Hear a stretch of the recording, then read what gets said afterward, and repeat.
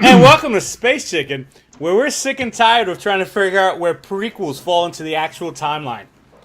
Joining me today, oh man, I switched your windows, so now I'm totally off on the intro side of things. It's Wilson. Say hi, Wilson. Hey, There you America. go. And Scott. Say hi, Scott. Oh, Hello. whoops. And as always, I am Danny, and today we are, as I'm sure you can tell by the title of this, Alien Covenant, the latest in the prequels to Alien that no one asked for. But I'm kind of sort of into. I'm not gonna lie. When Prometheus came out, I feel like I was the only one who was okay with it being just okay. I'm in a huge minority. There's a lot of hate for that movie, but I feel like if we didn't call it an Alien prequel, no one would be that mad at it. You would just go, "Hey, there's just an okay movie about space." But this, of course, is the sequel to Prometheus, a direct sequel to Prometheus. Prometheus being a prequel to Alien. So we've got a whole lot of mumbo jumbo going on, and I feel like these movies are answering questions that a lot of people had on like the internet that they could have gone the rest of their lives never knowing. So, quick synopsis of the plot: people go in space to do space stuff. Magneto is there as the robot again. They go to a planet and do a lot of stupid things for no fucking reason. And then we get to see aliens. We'll start with Scott. What did what did you think of Alien Covenant?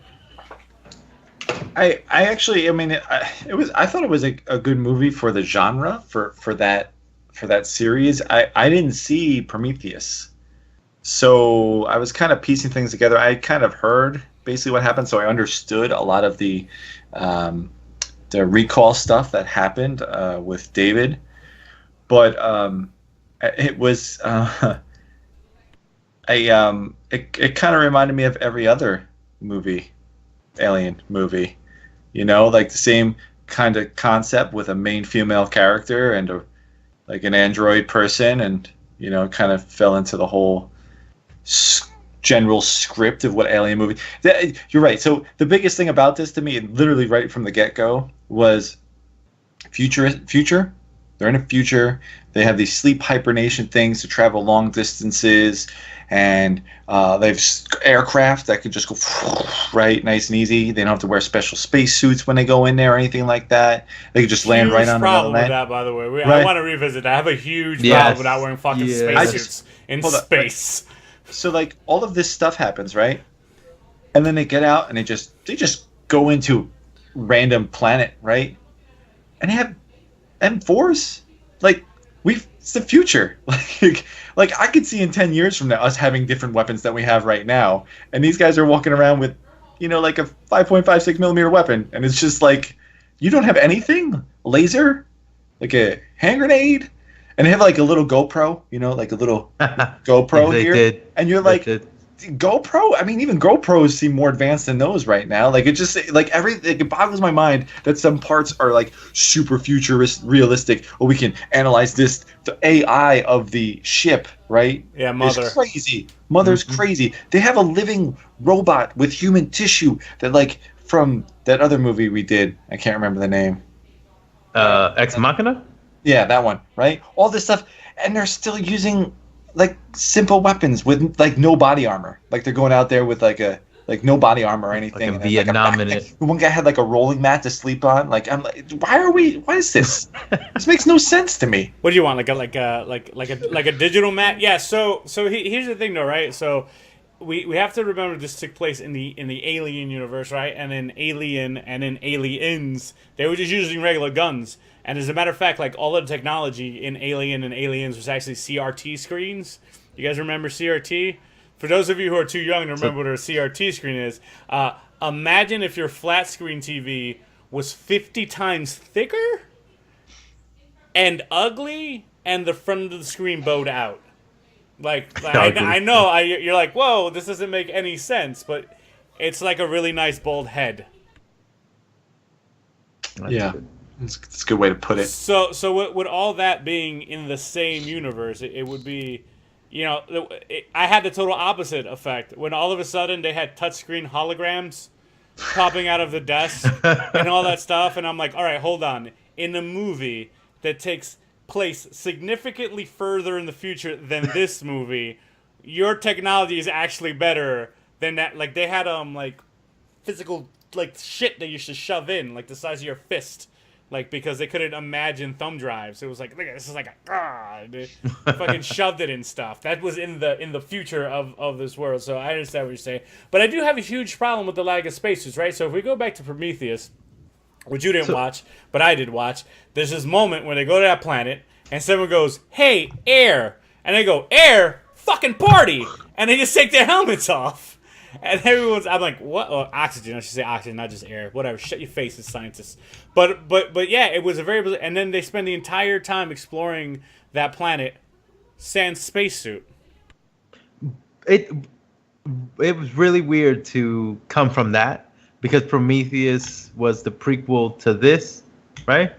So it was really weird that they wore spacesuits when they went to these, that planet. And these guys who are 10 years ahead of that mission, right? Are like walking around like, I guess we don't have any protocols for this. Ooh, look, wheat. Oh, yes, I guess humans have been here before. It was just so awkward. The weirdest thing about this movie for me was that I remember Aliens used to be a scary movie. So I wasn't necessarily into the whole alien thing because I'm not a fan of scary movie. I don't need to jump or anything like that, I'm good. So I stayed away. This was sold to me as hey, this is sci-fi, but we're going to make all of the stupid decisions like tripping over, a wrench and getting killed like a scary movie. So yeah, they did something that again like blew my. So they said the first 30. So if anyone hasn't seen Alien Covenant and decided to come here first to figure out if they should watch Alien Covenant, yes, but skip the first 30 minutes. Like you don't need the first 30 minutes. Watch the last 30 minutes. First 30 minutes. We have to come out of hyper sleep for. I watched the first 5 minutes with David on the piano.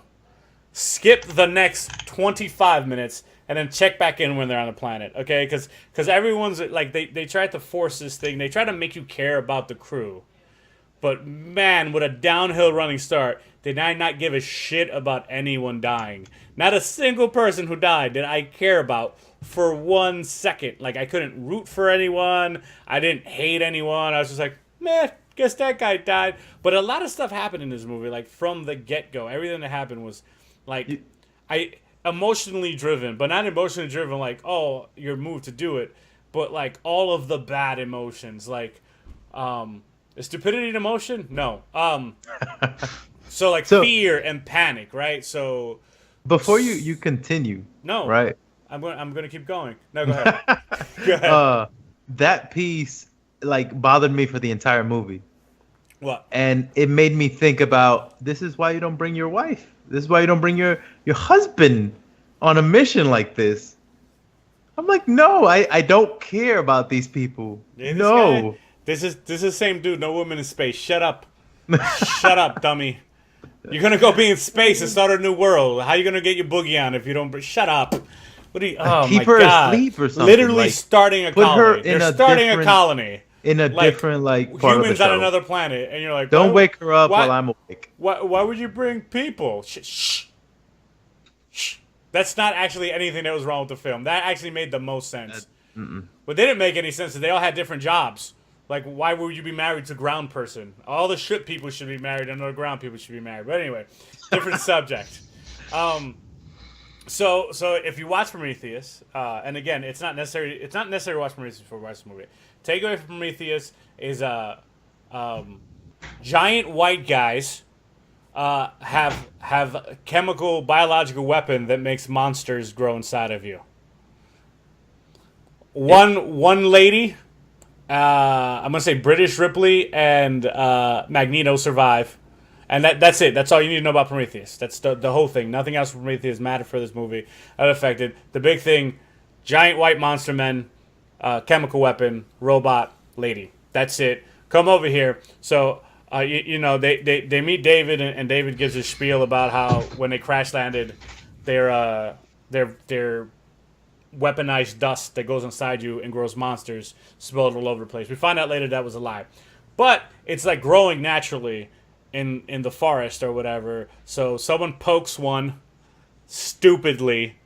Again, I stand by is stupid in emotion because we'll get to the other emotions later. He pokes, he goes, the other guy needed a smoke. So he went and smoked and kicked a little spore, and they got in their noses, and things pop out of them. White aliens, right?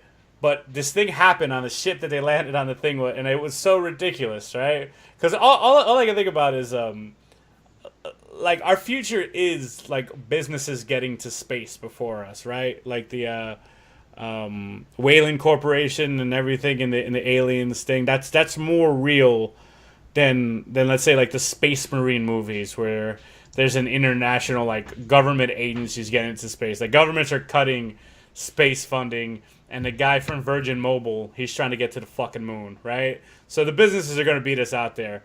But there's something like that military has that would have solved a lot of this stuff, like rules and a clear chain of command and things like that, because the movie starts with people you don't know dying, and then now there's just a new guy in charge, right? Because of solar flares or whatever the fuck happened, nebula blasts, star jerk-offs. Was that, by the way, real quick, was that James DeFranco?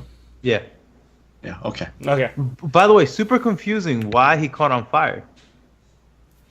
Auditioning for Human Torch? Don't think too much about it, okay? So awkward. It was the only pod that just from the looks of it. So supposedly other people died, but they didn't talk about it, right? Because they just had to kill that guy off.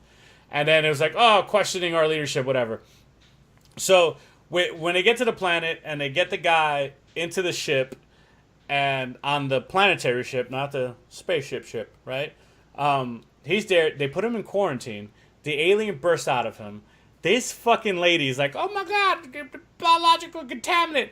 Locks her friend in the room with the guy right? Just fuck it. Just you guys are fucked now. I don't care. She slips on some blood. The other one goes, grabs a shotgun. It turned into a goddamn Monty Python film for like fucking 5 solid minutes of shotgun shells, just missing shot, people slipping on blood, a door slamming on your ankle, you're running around, didn't hit the goddamn alien once, shooting giant like tanks of flammable stuff. And I'm like, who the fuck trained these people?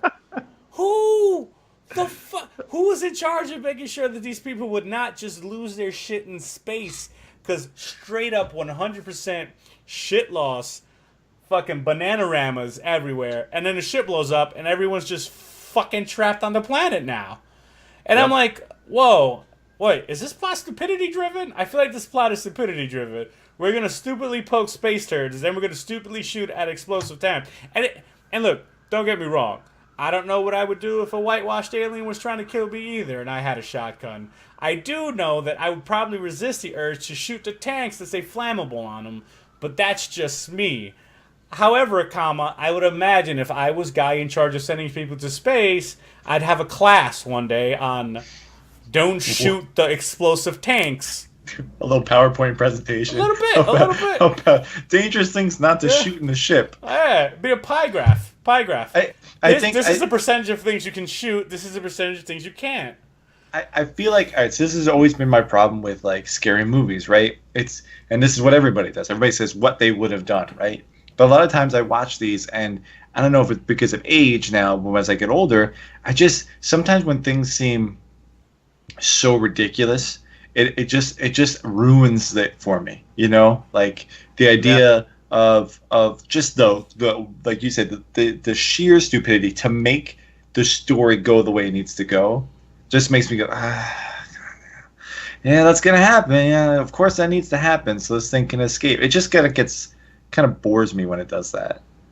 Like that part, like a person's running up, this guy's having convulsions. I don't know what's wrong. All right, well, you're not coming on the ship. Okay, let's just stay out there for a minute. Let's see what's happening before we bring you on and cross-contaminate everything. You know, so which was How crazy about for me. we have some fucking space suits? How about Easily avoided. You don't even need. You just need a pair of mechanics coveralls. That's it. That's Nice it. little jumper, tuck in the shirt, little glass helmet. Headphones. That's it. Glass helmet. That's it. Oh, anything. They Anything. literally just jumped out there like, They hey, set themselves up. this is Jersey. It smells funny, and they just started fucking walking around. It was fucking like that. I could not get past that part. Like, There are and the other thing is there are some waters in the world that you can't go in because of volcanic eruptions underneath or anything in that water could be yes. really bad. And Yeah. then just like door drops. Now we're gonna walk through this water. No, who cares? I don't know what's in here. What's Could going be, on? What's could be going like a on? shark in It here. could Or something. literally. Don't even think about fucking space shit, right? Forget even aliens, right? Forget predators too. What if it's just the planet of cholera? What if it's just cholera planet and you're there fucking faffing about in the goddamn water? What a terrible idea that is. So who said? And the best person was said that there's no sounds, right? Like Yeah, there's one no of the, birds, like no guards animals, or whatever. Yeah, There's no bugs. yeah, That'd be like, guys, come on, this is a little weird. yeah. This is, yeah. But just they're so all much shocked like about the wheat. I know. They're like, Well, that would be kind of weird though. Like if you That made woke it up some safe? alien planet, no, it didn't make it safe, but it would fucking make it weird. So then they had the Jurassic Park scene, right? which, where- oh, Where they were in tall high grass while some shorter Of animal course. was hunting them. Because that's Jurassic Park. That's right. I was like, oh shit, Jurassic Park in space. This is pretty dope. Go ahead, Will. So going back to the alien, not the alien ship, the ship itself, right? Mm-hmm. My Which thing ship? was Which ship? Spaceship or The ship human. that landed? ship that landed. Okay, so this is the planetary ship. The ship that went from the big ship in space and went bee, and went to the little ship, which, by the way, a giant storm of convenience then just drifted in right after. There was no storm. They landed the plane. Storm of convenience. Continue. Super awkward that they chose to land in the water, not on the field, and not anywhere near closer to where the signal, which they knew where it was coming from, because they were like, oh, we have to go in that direction to get there. And I'm like, what? Like, why would you land all the way up in the water to then have them walk and traverse all of this land? That I didn't even think about that, but yeah, that is a weird move. I think they tried to like imply, hey, it was immediately next to a forest and then immediately next to a mountain, but they didn't explicitly say that. And then when they walk with David and they end up on the other side, it doesn't seem that way. Although, let's talk about David for a second. That first encounter with David. Why did he have long hair? He's a robot. Why did he have long? I mean, I know he had long hair. He had long hair so that the rest of the crew wouldn't immediately identify him as a robot. Like, hey, you look like just like our Wayland bot. But what the fuck did he have long hair? Oh, but do robots grow hair? If so, what do they grow hair using? Because we need to eat to grow stuff, like for our skin and shit. Like we need to eat. Like robots don't eat. So does he get? I don't want to spend too much time on this. I'm just saying it feels like a bit of a giant plot hole. Where does the robot get hair from? And I think now we're like picking at this movie's every detail, but Scott, you're usually the one that has the attention to detail. Did he have long golden hair and then cut it to black hair? That's a good point. He had black roots.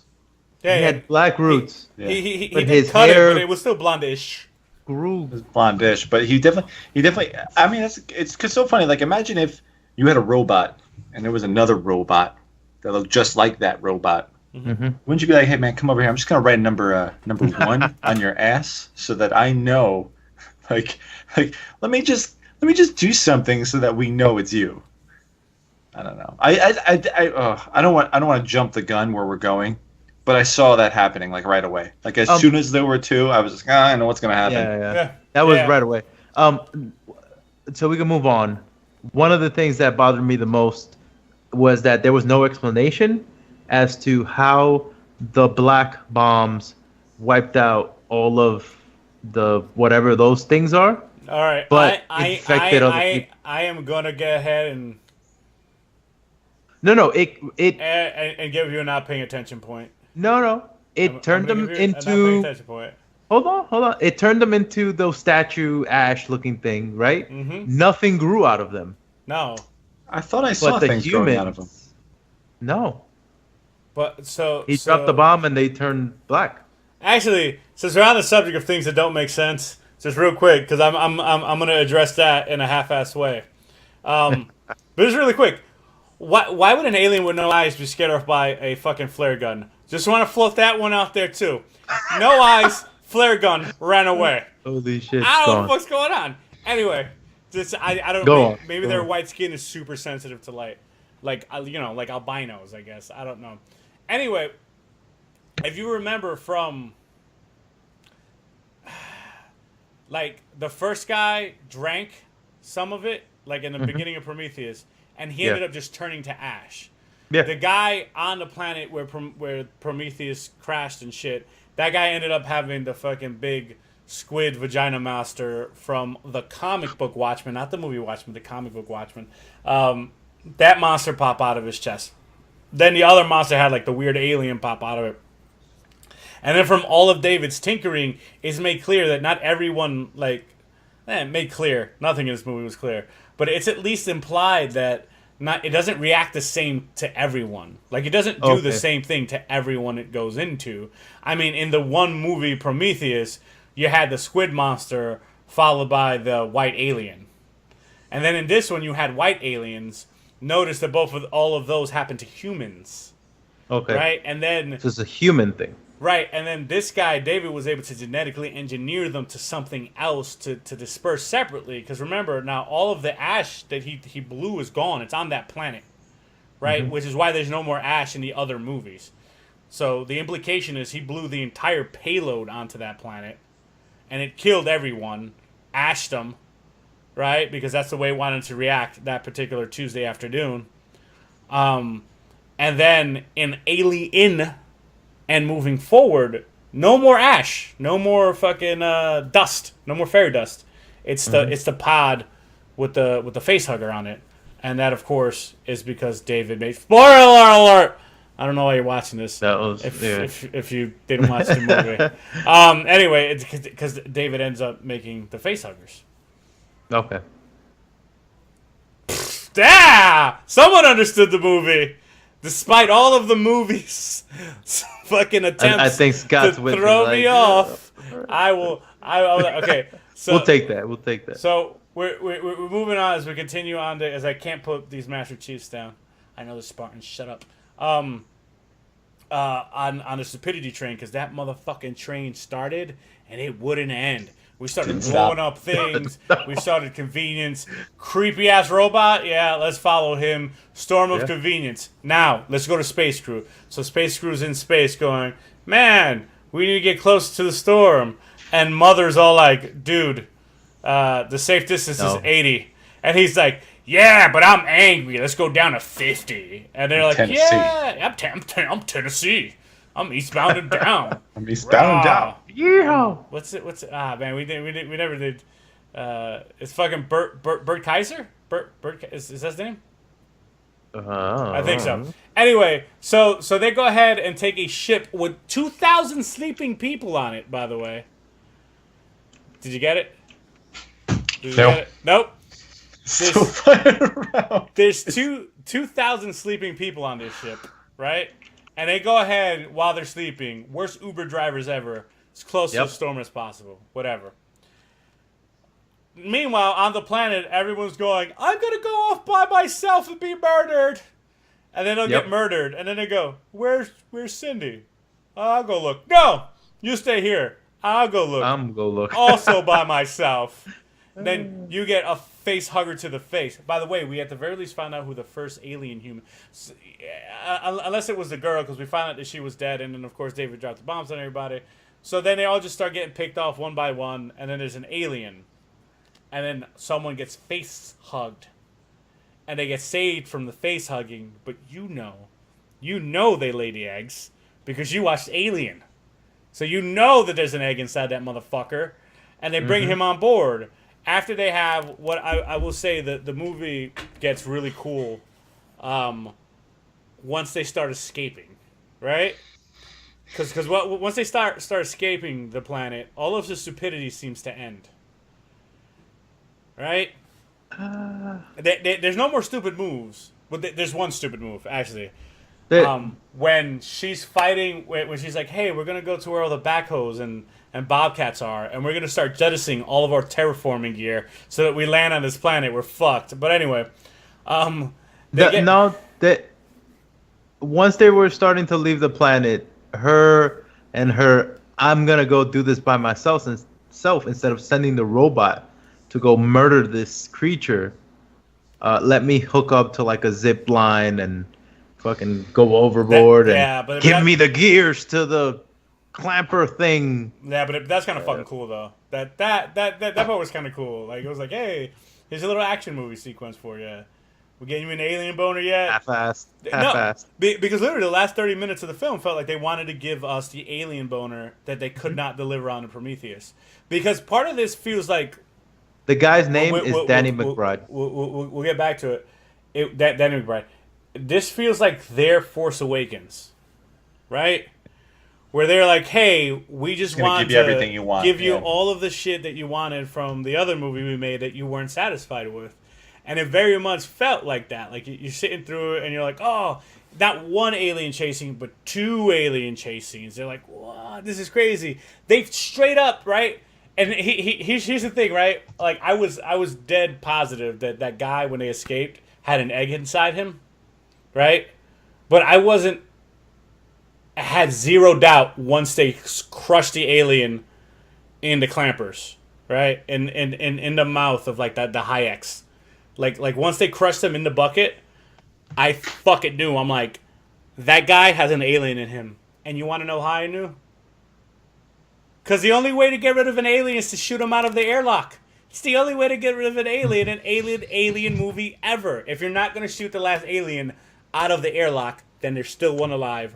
Them's is the rules for all of the good alien movies. So I'm like, I wonder when they're going to shoot him out of the airlock. So they came up with this great plan to shoot him out of the airlock. Of course, after he kills the last 2 characters no one cared about, but they weren't murdered yet, so they had to, tie that bow together because there can only be 1 or 2 survivors. Another necessary thing of an alien movie must only be 2 survivors. 3 if you count the robot in this case. So for the record, in the first one it was Ripley and the cat, and then the second one it was in Aliens it was Ripley and the girl, and then both times the robot. So see, I have evidence. I have anecdotal evidence. So, wow. So they have this great plan. We're going to shoot it out of the airlock. We're going to win. It's going to be great. And he's like, hey, you. And the alien jumps across the fucking room. Like a massive leap across the room. And she's like, oh my God, I forgot you could jump that far. And then they had like a big stupidity moment where he tripped and fell. But then the alien had his Monty Python moment where he got caught up in a gate or something. And I'm like, oh, you fucking telling me you forgot it could jump? Like that was your plan? Because you're not even to the part where you shoot him out of the airlock. You could have been... So they shoot him out of the airlock, whatever. And then it turns out that David is evil. So I just want to skip to that part real quick. Because this is the part that I really want to talk about. So we're going to start at the beginning of the movie. Why? So you have to watch the first 5 minutes. Wayland is there. Wayland, of course, is the guy who makes all of the robots that are in every Alien movie ever, including the Alien... I believe in the Alien vs. Predator, they were in Antarctica. No. That was Alien vs. Predator. Well, they were in Antarctica, and like the original Wayland was there. It was very weird. Anyway, I think they retconned all that shit out. But anyway, so they're there, and Wayland's talking to David and teaching him piano and shit. And it's by the way, I'm not 100% sure which robot that is. Come the end of the movie, because the beginning of the movie wants you to believe that it's the robot from Prometheus, right? What's my name? My name is David. This other guy's name is Walter. They go on a planet. They meet a robot named David. They want you to believe it's him, right? That's the thing. All right, so we're gonna recap the incidences real quick. Turns out David's evil and has been genetically modifying the dust to make perfect beings because he feels like it is important to create. It's one of the questions that was brought up with Wayland, where he's like, who created you, yada, yada, yada. Anyway, turn out it was the engineers. Look. So he starts making aliens, right? Walter goes, can't let you do that. David kisses a human, really creepy moment. But he loses his hand. Walter loses a hand, punching an alien in the mouth. Didn't know about the acid blood yet. So he has no hand, right? No hand. Very important. For me, super important, right? Mm-hmm. He gets into a fight with David. David cuts him. Or it's implied he cuts him, reaches for a knife, says, it's up to you when Walter has the upper hand to rule in heaven, to rule in hell, or serve in heaven, whatever. They don't show you what happens. They escape to the ship, right? Now, who we all assume is David, right? We all assume it's David. He is legitimately missing a hand. He's legitimately cutting his face, right? Which I think a lot of people will interpret as a red herring and go, hey, David cut his hand off and cut his own face in order to blend in, right? And I think that's where a lot of people go when they see it. He gets on the ship, right? He helps them through a series of like little fucking door games, get rid of the alien. It ends. They put Eastbound and Down in his pod. They put Danielle down in her pod. And then she goes, are you going to help me build a log cabin? Blah, blah, blah. Backstory. None of it matters. Then she realizes it's David, right? Mm-hmm. And then he puts her to sleep, right? And everyone was like, what? It's David, what? I can't believe it, what? But then David does something that leads me to believe that he's actually Walter. All right? And here's where it is for me. He walks to the door and uses the David code to open it. Every time someone did something in the ship up to that point, they had to say their name and a code. Even the robot, even when Walter was walking around when everyone was still asleep, he wanted to open a door, or he wanted to open up those stupid sails, or whatever the fuck he was doing. He had to say Walter, 897, Jerkophosaurus, and it would work, right? And everything would work. Mother would make it work. Him as David said, David 1 2 3 4 5, fucking doors opened, right? So the implication is one of two things, right? One, either David is just the underlying system and there's always the code above all the Wayland ships because Mother is always the AI of the ship in the Alien movies. Or Walter was always David. All those robots are named David. He was just being called Walter, and he was actually legit corrupted by the David robot on Alien and ended up actually taking his side, but only after murdering him, because he then goes back and can use all of the Walter codes, because he used a David code to open, put the alien fucking embryo in the thing. He spat up the facehugger embryo into the embryo drawer, right? And then he signs off the ship's log report using the Walter code. So how would David know the Walter code? So my theory is that that's not David at the ending. That they're all David. All the robots are David. That is actually the Walter bot. He was missing a hand. He was cut, I believe, on the correct side of the face. So either he went all in to mutilate his body in order to sell it, or fucking that's not the David robot that we think it is, and that all the robots are David. Prove me wrong, buddies. I've been giving this about a week's worth of thought. And by a week's worth of thought, I mean I thought about it for 10 minutes a week ago. It kind of sort of makes sense. Simply because there at the end, right, he was, one can say, testing his brand new toy, being the alien. And he puts his face in the screen, and the alien looks at him and tries to eat him. And then he's kind of like, whoa, what the fuck is going on? So if he did engineer this alien, and now the alien doesn't recognize him, it's could make sense that it is Walter. I don't know. Why would he use the David code? Well, he's saying because it's why would they're all use David. Exactly. Why would he use a David If code? they're all David, and the crew just gives them a different name. Yeah, he but he can open it with Walter because he was in the beginning of the movie. He's in there. In the beginning of the movie, he's putting the one in the little thing, right? Right. The same drawer that he pulls open at the end of the movie, Mm-hmm. right? So he has no issues going in there. He can go there when he wants. He just uses Walter. That's Right. what he used at the beginning of the movie. Right. So why now use David? Exactly. Why would the David code open the door? That's a good question, but why would Walter use David if Walter is Walter? Right? Like, I get it. Like, maybe they're all connected, but why would Walter use David's code? Just keep using Walter. Unless he, like, then again, changed his thing. I don't, like... When she did mention the cabin, he stayed quiet, like, bitch, what you talking about? And that's when she was like, whoa! He did You're act not Walter. I you know, the way the emotions play with robots really confuses me. Mm-hmm. So, like, when she was there, you know, she did the whole chicken thing with the truck coming this way and alien on this side, and then she ducks, and then she stands up and she's like, give a girl a hand, right? And he goes, oh, right? Like, oh, thank God. I'm like, what is this emotion that you're showing? You'd be like, that's good. Like, another point me, because remember, they established that Walter is in love. Loves Daniel. They established that through Walter's conversation with David. David wouldn't care, nor would David do what he did to save her, right? Because he helps her survive, right? At that point, there's no reason for him to continue the ruse, right? David took the new captain guy, brought him into a room, and by the way, another huge stupidity moment. Hey, I made an egg. Look what's inside. Look a little deeper. We've already established that I'm evil and you're having trust issues, but put your head over this thing. Everything will be fine. And then he got facehuggers.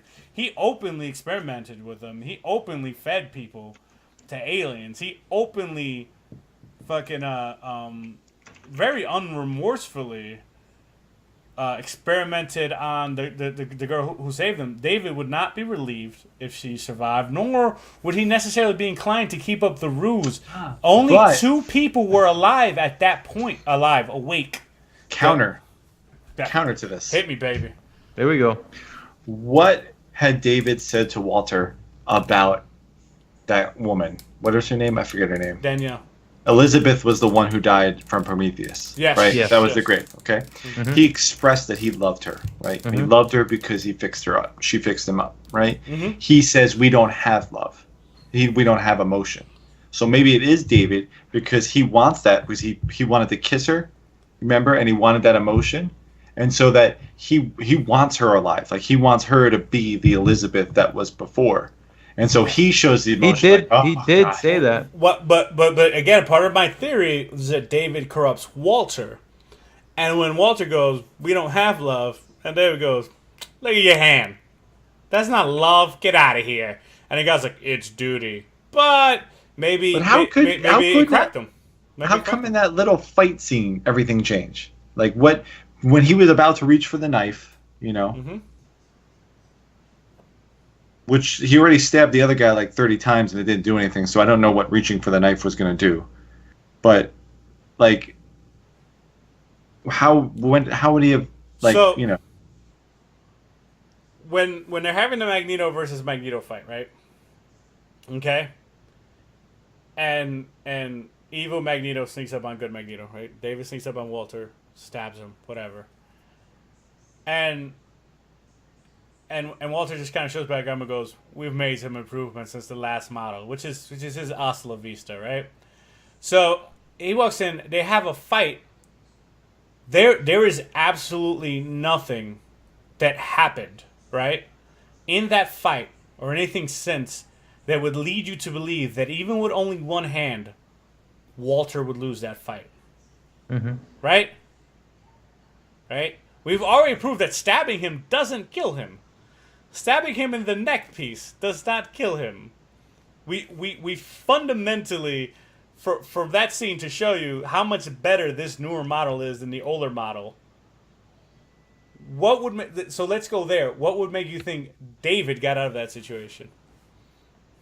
So, I think you mentioned something there, and that's the scars, right? What's his name? Daniel's no, sorry, Walter is a newer model. Mhm. When he got stabbed in the neck, it healed. So why aren't the scars on his face healing as well? That's a good point. That's a good point. That was a good point. But then we go back to the other side. Oh. Why does the David code work? And why does David know Walter's code? That that is just a confusing part, just like tripping over, Okay. Convenient Right. hammers and other stuff, I mean, Hurts my and head. landing on planets with no suits. Yeah. So it would make sense in this type of movie. I mean, all of a sudden he could fucking beat the robot that he couldn't beat a minute ago, just with a knife that we've proven can't beat him. And then also both the Walter code and the David code works. I think he uses. You asked me why he uses the David code. It's because this is the type of movie where they do stuff like that, where they're like boom, boom, boom. You know what I'm saying? Like they have that moment to mess you up. But I don't think. I am of the mind set that David did not make it off of that planet, and that Walter, they're all Davids, and that robot at the beginning of the movie was Walter, not the David for Prometheus. Because think about it, he pretended not to be able to play music, right? So that could be a push as far as my theory about the robot at the beginning, because he pretended not to be able to play the flute, even though he immediately knew how to play the flute and also knew the names of the songs. Made me feel like he might have been lying, but whatever. That's whatever. That's where I am on it. I don't know how you guys feel, but I feel like you should feel that I'm right, and I feel like that everyone on the internet should feel that I'm right, and I feel like the director and the writer of the movie should feel that I'm right, and just retcon it in if it's not true. Another question that I have, another big question leaving this movie is: are they making a third one? I didn't look up if they did. Where the fuck does this fit in the timeline? They were not going to LV-426, which is where the fuck they find the alien in Alien, where the colony is in Aliens. So how the where are these pods coming from? Were they on LV-246? No, because LV-246 was like a moon. So I don't even know. Like I'm not gonna put any brain power into figuring out where it fits into the timeline. I feel like you've put brain power into it already. Into fitting Walter and David together in the same place. Yeah, no. I think that Ridley Scott just didn't know where he was taking this. The first movie was named Prometheus, had nothing to do with aliens up until the very end, where they're like, oh, something popped off his body, and it was like, oh my god, aliens. And again, you're gonna force me to defend Prometheus. If he hadn't build it. Think about it. If it's not billed as a prequel to Alien, what about that movie bothers you? And of all the stuff in that, because again, it's not like a great movie or nothing, but of all the stuff that happened, right? Does it make you as mad if it wasn't an alien? This happens all the time with movies where they slap some other name on it that has nothing to do with it, and they're doing it in video games now too, right? Why was everyone so mad about the Ghostbusters movies? Why? Because it wasn't a bad movie, or is it because they felt like they were trying to do something and they didn't like what they were trying to do? Like what really riots people up? Like, was it that Prometheus was just a bad movie, or was it just a kind of an okay movie? And then if you add the fact that it was an Alien prequel to it, you get like, meh, where were the face huggers? Get the face huggers. We found them. You just needed a movie and a half to build them. Don't worry about it. Anyway, we ran a little long on that. I blame Wilson. So tell me what you think about my theory in the comments below. Wow. Specifically, if you think my theory is correct. Specifically, only if you think my theory is correct. I need positive reinforcement. Tell me what you guys think of my awesome beard. It's beautiful. And shower me with praise. That's the tweeters. If you want to tweeter at me, these are these two guys. Do they have anything to add? Check out No Ranchers Gaming, or the YouTube channel. Alien Covenant, give it like 2 thumbs sideways.